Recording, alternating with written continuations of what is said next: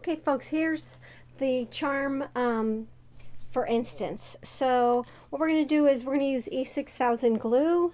That's the one that I like the best. And sometimes it glues itself on. Okay. Okay. So what I like to do is I like to get a blurb out, and I try to find a piece of plastic or a piece of chipboard, and I take that blurb, ta-da, and I put it on the plastic so I can dive into it. And I use a toothpick. So, all right. So we have, and you have to have a well-ventilated room, which I'm not in, so I'm going to have to work fast. Okay, so this is the one that I had made a while ago. And let me show you how to do that. Not exactly, but kind of, sort of. Okay, so here's our little head, and the princess needs a crown. So what we're going to do is we're going to take some of this, a little of that, and we're yep, all right. So we're going to, probably the best thing to do would be to put it here on the edges, and this works for glass and metal. Pretty good stuff, but it dries pretty fast, so, and it's kind of gooey, it kind of drags around, so you got to make sure it's on all the contact points. Don't get old and hard of seeing, folks. Okay, so that's that. Oh, and I got to put it on her head too. So let's put some on her head. Let's try to put it in a semicircle where you think the crown will go.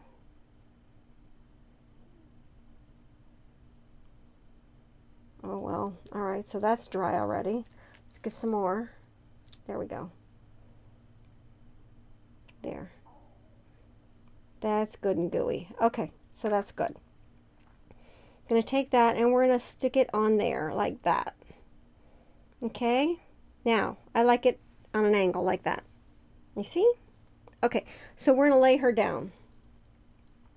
Now, in about, you know, I'm not going to do it on this thing, but on this video, but in just a few minutes, what I would do is come back and I would like pull it up a little bit, not completely, and then put it back down. Just, there's something about doing that that makes it stick like crazy. I would come back and I would put some more glue after I got that, like I pulled it up and stuck it back down. I would come back and put this on there, and I would pull it around. And you can, with this stuff, you can like make them close together or make it far apart. I like it kind of close together like that. So I would do that. All right. Now,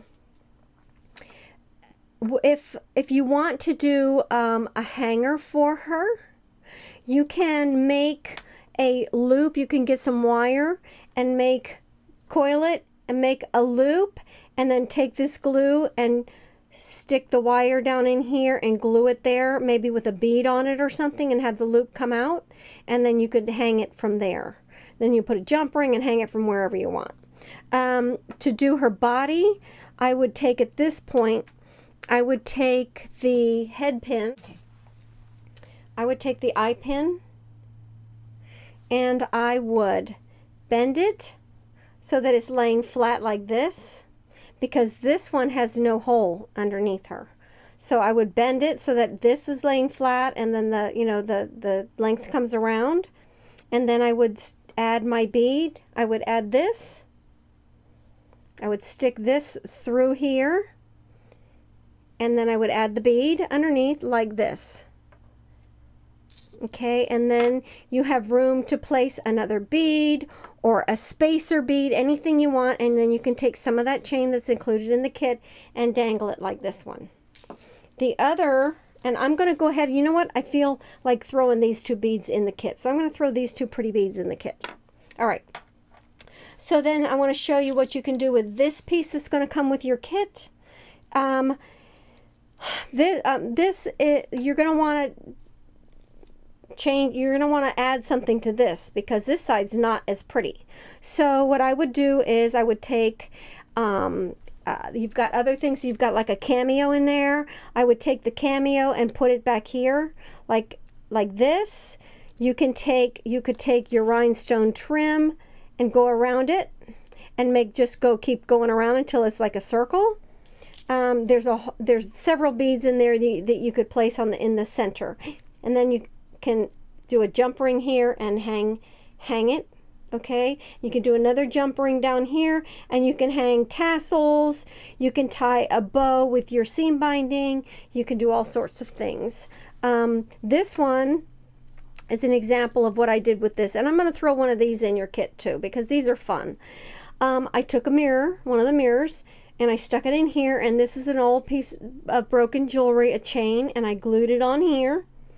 And this is an old earring that I found, so I'm going to glue it on here. And there's a slight I tried it without the mirror on, and it just was kind of blah, but the mirror jazzes it up a little bit. So I'm going to stick that on there, and then I'm going to put some a bead and a thing here, and a bail, and it'll be and then I'm going to put another hole here, which the Tim Holtz tool, it's a tool that you can poke holes in thin metal.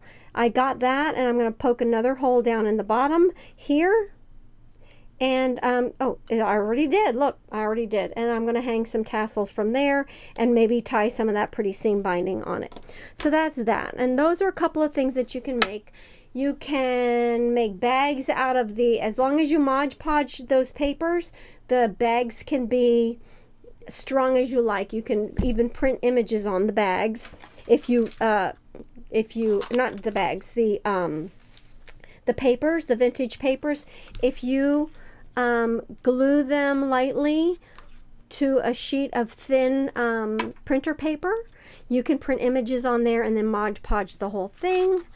This is really cool. I wanted to use it, but I don't have that much, so I did not want to use it for an example. But this is so cool for Valentine's Day. I could think of a million things for this. So that's it. That's where I'm leaving you guys, and we'll talk to you later. Bye.